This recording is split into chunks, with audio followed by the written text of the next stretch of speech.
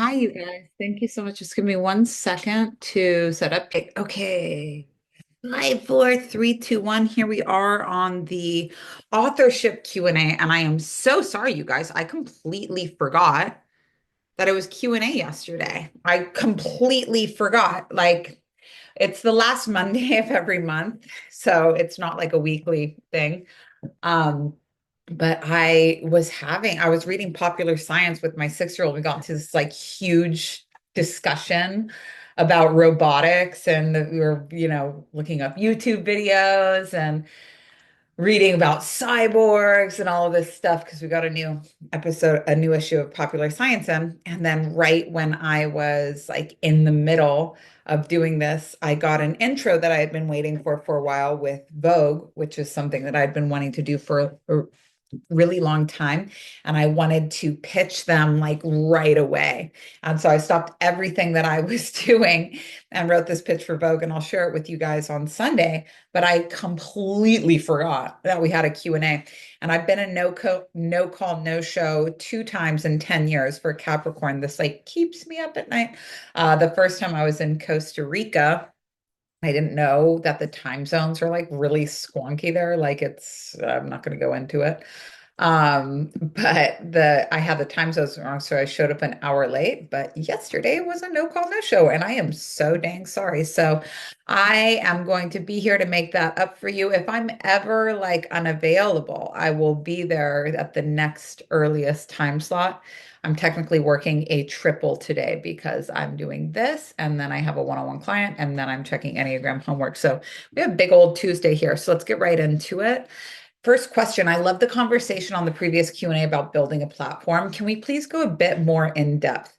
I launched my Instagram page for my book today, but it's a new account with 0 posts, 0 followers, etc. I want to keep it separate than my personal, but I'm not sure if I'm doing it right. I made my first reel and kind of just hit post. I'm not going to follow anyone, just make content around topics relevant to the book and maybe some of my artwork, since I'm also an abstract artist.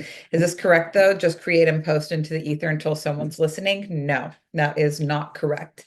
And what it is that is hard for you, especially as a reflector, is that this is a book is your personal book. It's your personal book.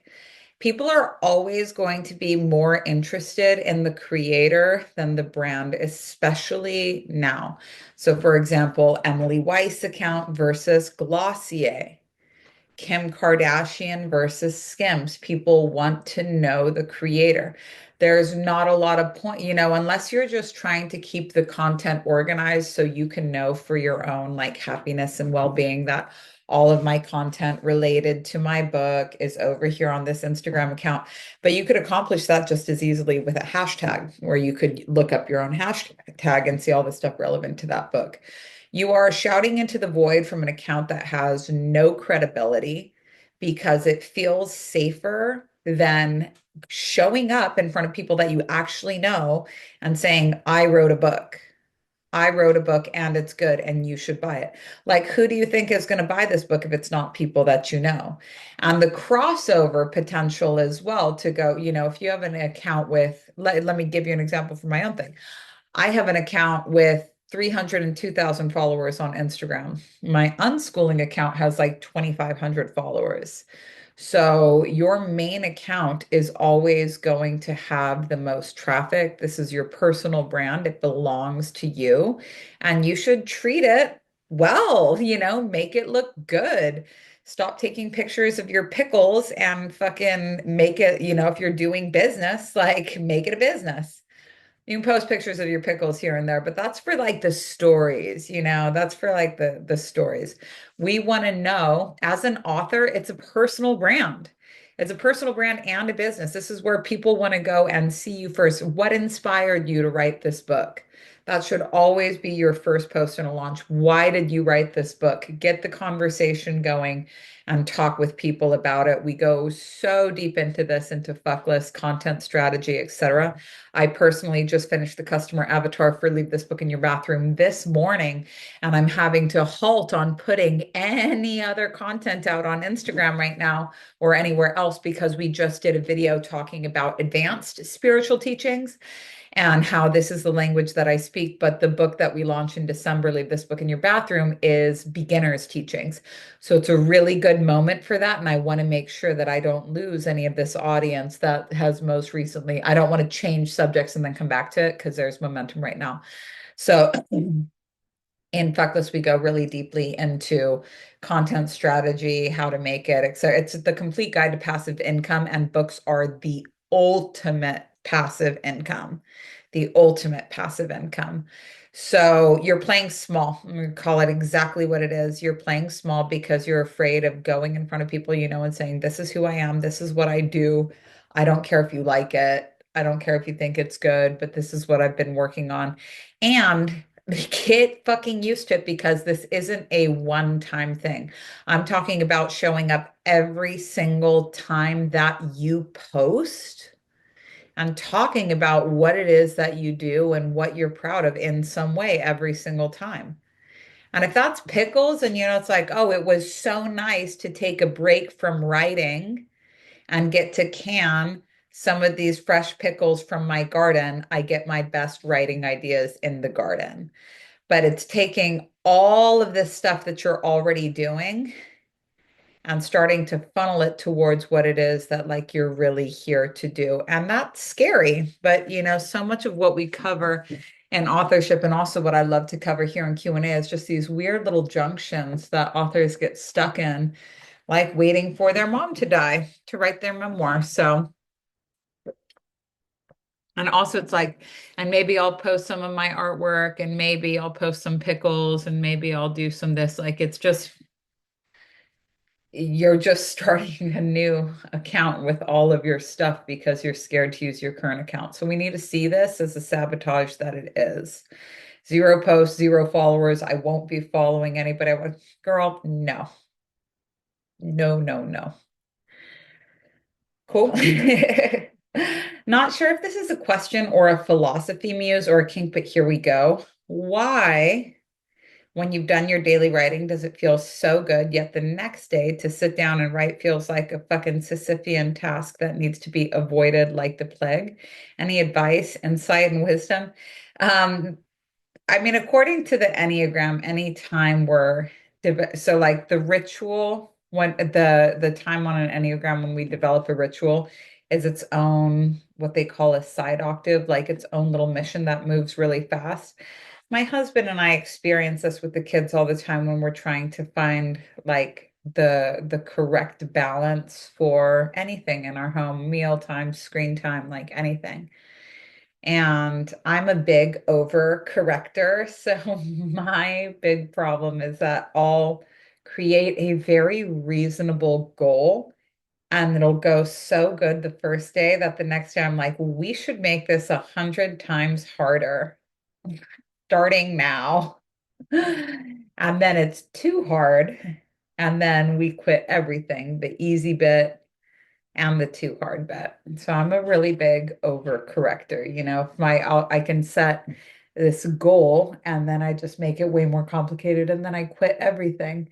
And so it's really like the first 3 days of something that I feel are the hardest because the first day will work and the next day you'll be like, great, that worked so good, let's fuck it up.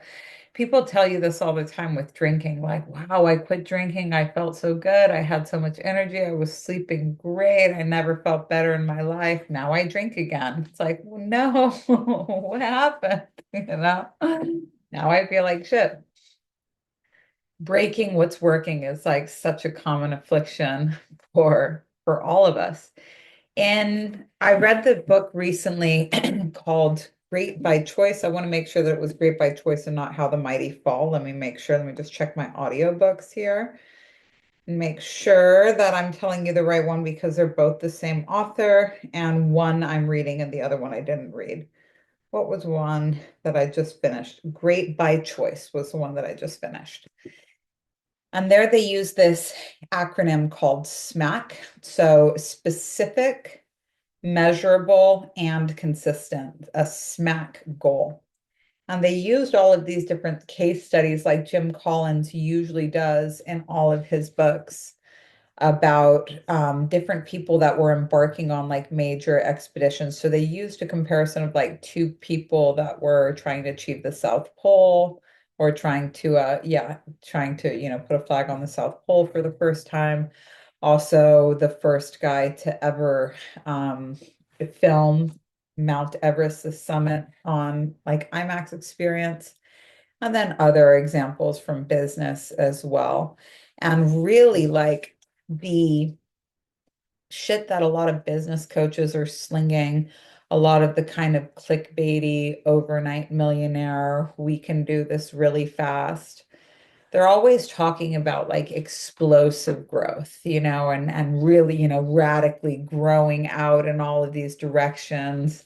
Facebook's move fast and break stuff mantra, like it's when it comes to truly great businesses that have stood the test of time, they don't move like that. They're never chasing explosive growth. They're never altering the recipe 100%. And now we're going in this new direction. That's like cokehead leader vibes, charismatic cult leader vibes. And now we're doing this.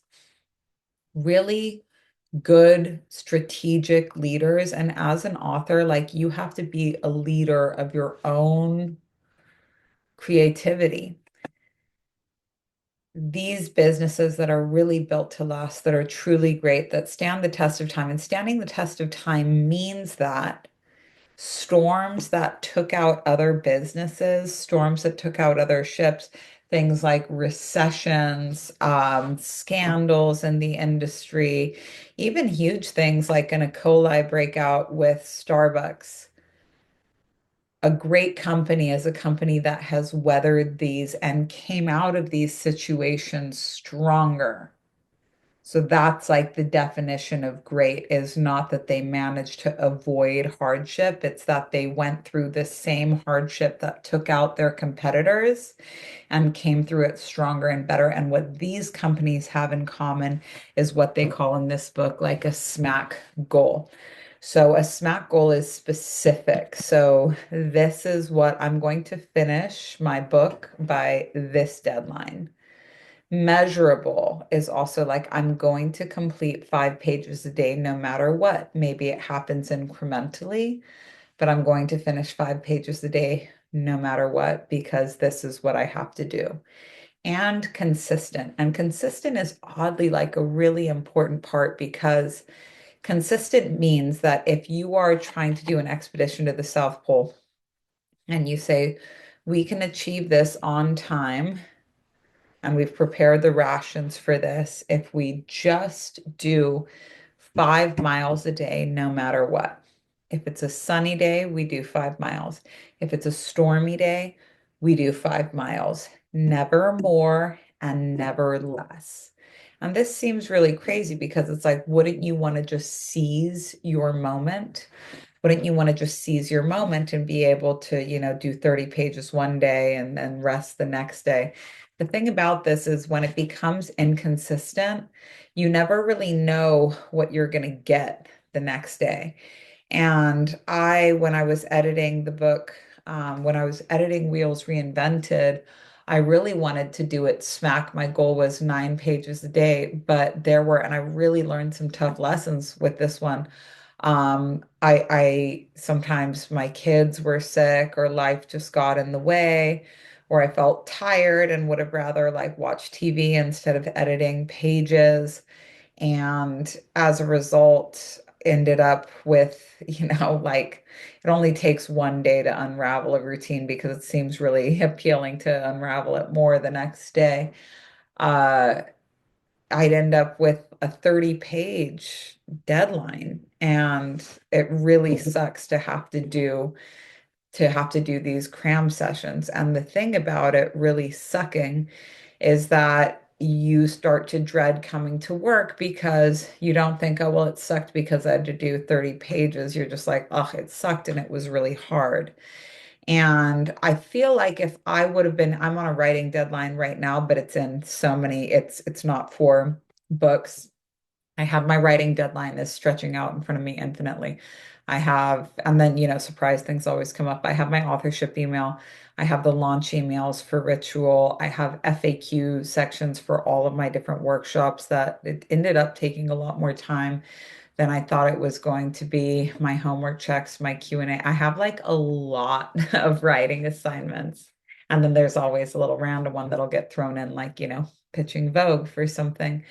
So there's a lot. There's a lot going on. And I feel like if I had kept a smack goal and just created like a cadence for myself, like I do this every day, no matter what. I wake up early and I do this Saturday and Sunday, I take off, but I do this no matter what. I feel like I would have been a lot more ready to just go right into the next project. But because I did 60 pages on the last day, because I wanted to do something I can't remember, but I think I wanted a 3-day weekend or something. So I was like, let me just like blast this out. I felt I was riding such a high after that, and I felt so done that I didn't want to look or think about a book again. And I still don't. So this setting a goal for yourself that, and I've been, like I said, I'm a big overcorrector, a self-disciplinarian. And now that I'm not, my family is a democracy, like we all have to decide on these things together. I'm not allowed to just swoop in and overcorrect something and say, new rule, everybody, effective immediately. This is how it's going to be. Like it has to come to our family meeting. We have to all agree on it and we have to agree how long before we'll revisit this topic. We have to give it time to find out if it's working or not and not retaliate to the troubleshooting phase with some like crazy strict new principle that I've just pulled out of my ass. So, what I would recommend for you is like, how can you set a SMART goal for your writing? What is something specific, measurable, and consistent? And I also want to add for you, like, what's achievable? Like, what feels like, oh, I could do this, no problem. What feels like I could do this, no problem. Like for me, I couldn't go to the gym every day, but at 20 minutes of Pilates, like I can do that, no problem. I can do that. It's just 20 minutes. And the temptation to do that first day of 20 minutes of Pilates and say, well, I'm going to make it 120 and I'm going to do it for 3 years. Like that's very much me, but all of that always like fucks me to death pretty fast. And then I end up abandoning everything. And then I go through like a rebellious phase. My rebellious phase is the worst because it's like, who am I rebelling against, But in my rebellious phase of like, that's it, I'm never working out again. And it's all just coming from me. So, what is a specific, measurable, and consistent goal that you can make? And how can you start showing up for that in a way that it feels easy? If it's the same goal every single day, it'll be, yeah, some days it's going to feel harder than others, but with time, it's just like the thing that you do. And for me, making absolutely sure that I have weekends off for me is super important. Like it's super important for me to feel like I can do stuff for just me, but I still like to wake up early on the weekends and read or do online shopping. So that's what I love. Um,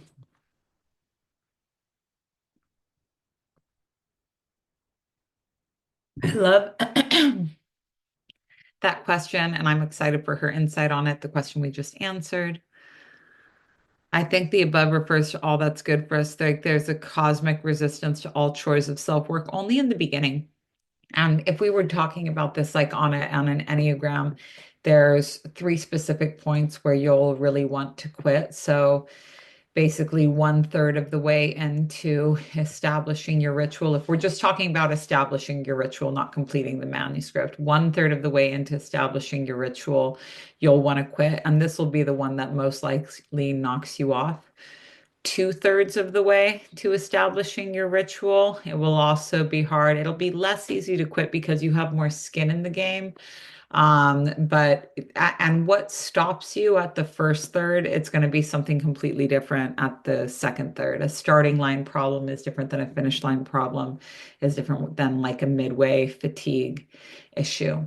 And then right before you're done, again, you're going to want to quit. And this one I hate the most because you've put in all this effort, you haven't seen the reward yet. It feels like it's never going to be easier. In these situations, I just try to return to the why. Like, why is it that I have to do it? Like, I'll literally die if I don't write. Like, I'll literally die. This is who I am. This is what I do. This is what I've always done. This is what I'm here to do. And making sure that I'm not just writing and blowing my load on short form, but actually like moving consistently towards a goal that's meaningful to me and not just about me, but about humanity and about the creation that I want to see in the world and the impact that it has on that world is usually enough to pull me that last little bit. So we won't go too deeply into the Enneagram here, but there you go.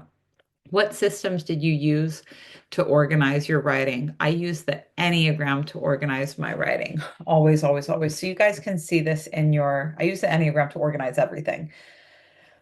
I got about 6 months of training on Notion and I hardly ever use it. I use it anytime I'm starting a new launch and I just keep hitting the same button over and over. You guys have this button in your business resources, you have it in the resources on authorship, but I literally just press the button and I have a checklist of things that I have to do. Pre-launch, during launch, post-launch. It's the same for every single product. It's the same for my books.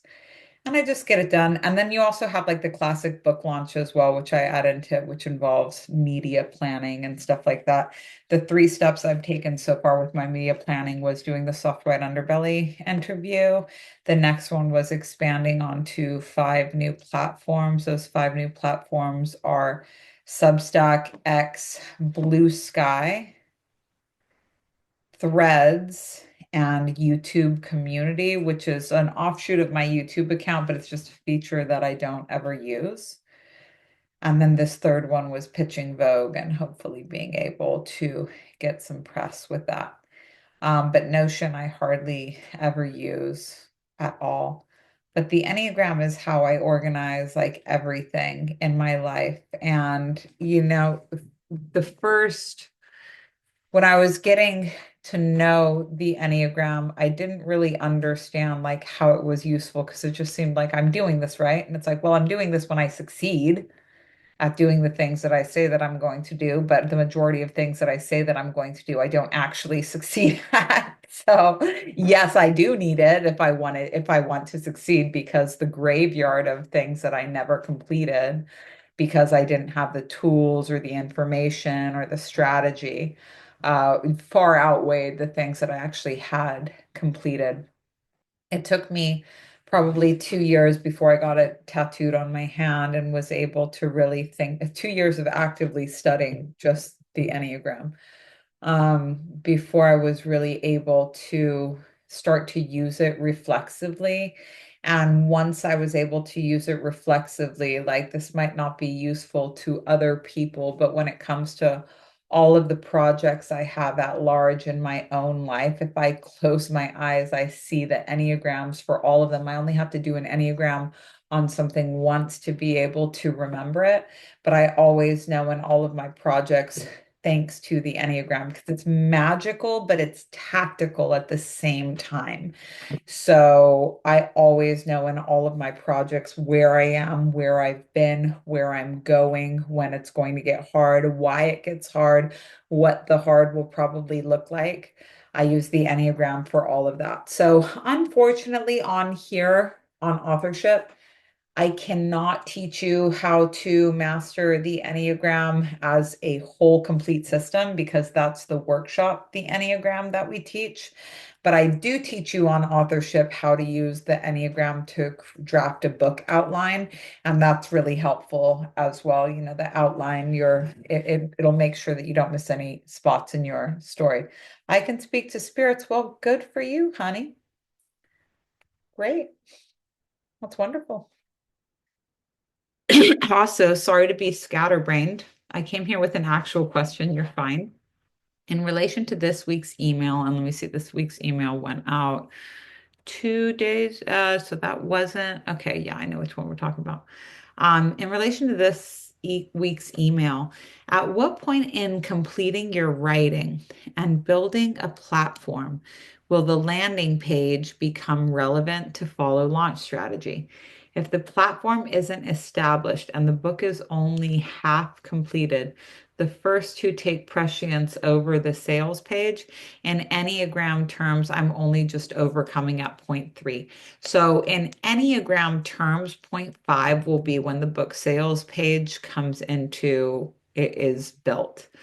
Um, the book sales page has to be done before you start sending any traffic to your book. So I wasn't expecting to send traffic to my book until I was launching the book. But then I ended up, when I really thought about my launch strategy and how I wanted to get press in advance and sustainable press, I needed to whip up a book sales page very, very, very fast. So that's what I did. And you can always, you can rip off somebody else's, not using any of their copy, but just seeing the components that they have on it. And I think I know I have on authorship a resource about the sales page and what it has to look like and everything like that, the components that it should have.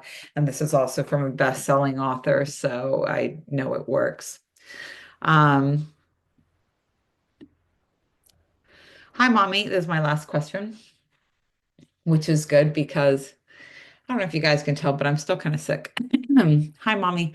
I'm wondering your thoughts on platforms to host memberships. In the past, I've hosted a membership, writing workshops, women's circles, seasonal spiritual teachings through Patreon or Patreon. I've never known how to say that. Kajabi and Squarespace. None were a full send, fuck yes for me. Things were going well, so inevitably I burned it to the ground. Why? I know. I know why. And then, it's the worst, especially for a three line like you, is that the temptation to build the exact same thing over again and be like, but this time I'm going to be more disciplined and like this time I'm going to have more boundaries. And then just building the exact same thing, forgetting about all the things that pissed you off and you do it again. It takes us three lines a lot of times to learn our lesson, but when we learn it, like we really learn it. Like when you learn it, you're like, oh, fuck this. I'm never doing that again. And then you're done. Um, oh, and I had another question here that I didn't see. Got it. Um, but I was so dissatisfied with the platform options for hosting memberships. And I'm very aware of like who my customer is, but also I have like a ruthless inventory of things that I really dislike about industry trends. So, as someone that takes a lot of digital workshops, me, I hated that I could never fucking find where the workshops were. Like I would sign up for a workshop through someone's website or their ClickFunnels. It was like somewhere in their tech stack. And then you get some weird email like, oh, come to Learnly or Thinkific or Circle or something and make a new password and a new username for this, which you're never going to remember, not to mention you'll never be able to find this link again of where your workshop is. You won't be able to see it. You can't log in on the website, the person you bought it from's website, and be taken there. There were so many links, so many usernames, so many passwords. I just hated it. And it wasn't like a synchronous relationship. Like the membership was always over here. So it's like, okay, go through these flaming hoops to access your workshop. And then don't forget to come over here and join our Facebook group. And this communication is happening with you in the email, and my website's over here. And you're just like all the fuck over the place. I really needed something where my community and my workshops lived together one click away, feed constantly informing each other like an infinity symbol. I was, of all of the platforms that you've mentioned, Kajabi, I think, is the fucking worst.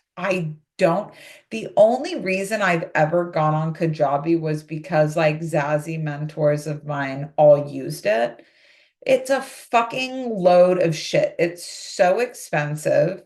Their community feature sucks. Their building feature sucks. These all-in-one platforms so far have sucked. And Sophia Amoroso, I've been on her newsletter list for a really long time, like I mean a really long time. She's like slinging Kajabi now and branding it up. Kajabi now has this new community feature. This community feature is the most shit the bed, fucking old school message board, inconvenient. And everybody, it's 2024.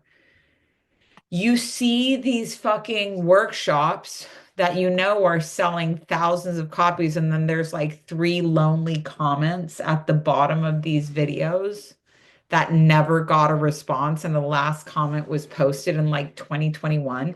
You know how irrelevant that makes your community look? And what the fuck is this community shit? They're not your community, they're your customers. They're your customers. They paid you. You're not like growing fucking veggies together on a plot of land in Tennessee, birthing each other's babies. Like these people paid you for a service, and you're like, there's community, I promise. Three comments at the bottom of some old ass miserable video with like a purple button. Sucks. I can't believe it. I can't believe the degree to which it sucks. So I knew that I wanted things to be really different with my app. And Q&A is such an important feature of what I do. I really wanted it to be lively. I wanted it to be something where people didn't feel pressured to attend live. And I also wanted it to be really simple.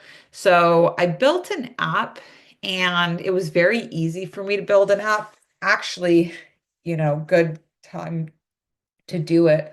Passion.io, who I built my app with, has a Black Friday sale. This isn't an ad. But their Black Friday sale, you save like 70%, and it's a monthly fee. So you definitely want to save 70% on something that you're paying for every single month. If you know my app, that's kind of the classic interface for their app. They handle text. There's a lot of things you don't realize about an app. For example, having to pay 30% to the app in Play Store if you process payments within the app. If it looks like you process payments outside of your app, it won't be approved by the App Store. This is why Netflix, you can't cancel your subscription unless you go to the browser. This is not because they're trying to make, it hard for you to cancel. It's because they would have to pay 30% to the app or Play Store if if they were using the App Store to one-click process payments. And I'm just not cutting somebody in for 30%. I'm sorry. I don't care. But so other complicated things about the app is staying compliant with all of the latest policies, a liaison between the app and the Play Store. There's a lot of little things, for example, getting like a DUNS number, which is like a different type of business identification, making sure that you're compliant, bug fixes, all of these different things that all of this like paperwork and stuff that make it very hard. You can't just build an app and throw it in the store. There's a lot of different things that you have to be in line with. Otherwise, your app's going to get banned, and if your app gets banned, like that really super sucks for you. Bug fixes as well. I didn't want to feel any kind of pressure. I understand that like apps glitch. I understand if even Instagram and Facebook can't avoid it, like neither can I. But I didn't want there to be any pressure on me when the app was glitching. I didn't want to ever get a message at like 2 o'clock in the morning that says like your app is buggy and feel like I have to run and solve the problem right away. So Passion.io solves all of that for me. They do all of my tech support. It's a drag and drop feature. I can update it myself. I don't need to hire somebody that like speaks app to do it. That was really important for me because we had so much new content.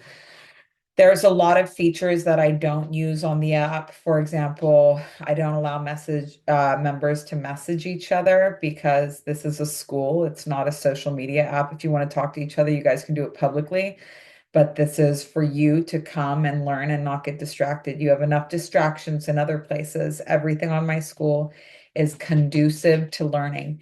And I knew that I didn't want people to message each other because I had a whole year of running my business for free, running my community for free on Slack to really figure out like what rooms were going, what rooms weren't. And I was able to cut a lot of the fat that was in the first draft of the community that I was running. And that first community that I was running, I was able to do that for free.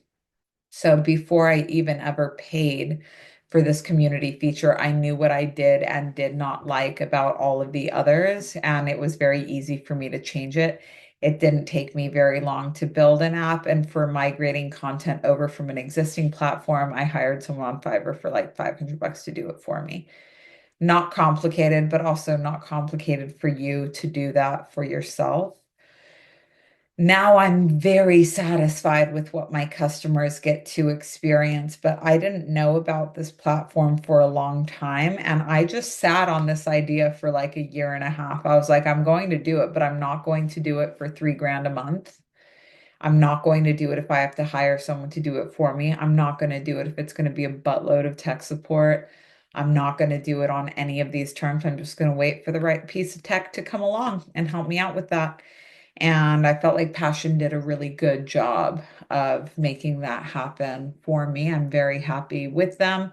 I back up every video onto Drive in case, they decide to stop being great one day. I will find someone else to get the exact same feature done. But I'm very happy. We've been with them now for 2 years. It cost me $1,000 a year to run it. I pay annually, and I'm very happy with all of that. And I'm happy with my customer experience now. So, like I said, my app is kind of like their classic template. It wasn't very difficult for me to put this together. But if you want to know if there's certain features that you want, and you want to know if it's possible to do it on this platform or not, you can just ask me in the Safe House Q&A, or, wait a month. But my advice to anybody that's wanting to build something big, take your time designing it. Don't go and like buy the thing right now and say, okay, and then it'll force me to do something with it. Like you don't have the concept yet. You need neutral time. You don't have the concept yet. So you're just going to be paying for it. And there's no point. Never waste money, never waste money at all. If the French Laundry Michelin starred restaurant buys green painter's tape because it's 35 cents cheaper than blue painter's tape, and this restaurant that has no problem making money cares enough about their goddamn labeling tape, saving 35 cents, probably a grand total of like $2 a month. If they care about saving $2 a month, you should definitely care about not just like running a subscription when you have no idea how you're going to fill it. That's the equivalent of buying a pair of pants that are too small for you and saying this is going to make me lose weight so I can fit into them. Like, no, you just wasted money on pants and now you feel bad about yourself for not using it. Like, you can just buy pants that fit. It's okay to be you. It's okay to not know what you want on your app yet. But all of that same, if you go into the business resources, and also you guys have business resources on authorship, but it's also in the regular resources. There's that resource that says how to build a website in 9 days without killing yourself. You definitely don't want to kill yourself. I've tried, would not recommend. You can take that same philosophy and just apply it to an app. So doing a lot of research and basically just mapping out exactly on paper what you want this app to look like, and then it's very easy. It wouldn't take you very long, especially if you don't have a lot of content to migrate, like no problem. So, all right, thank you guys so much for being here for Q&A today. I am so sick. I'm sick again. I thought I was better this weekend, but I am sick again. And I will see you guys next month for Q&A. This was for authorship, which is our authors only club. You guys can get a free 4-part training for authors by going to mommyonami.com/authors. And yeah, you're so welcome. Will I upload this to my page? This will be on YouTube, so you guys can catch a replay there. It's also going to be on my podcast. So thank you all very much, and I will see you next week. Thank you for being patient with me yesterday. I definitely appreciate that. And yeah, let's get it done.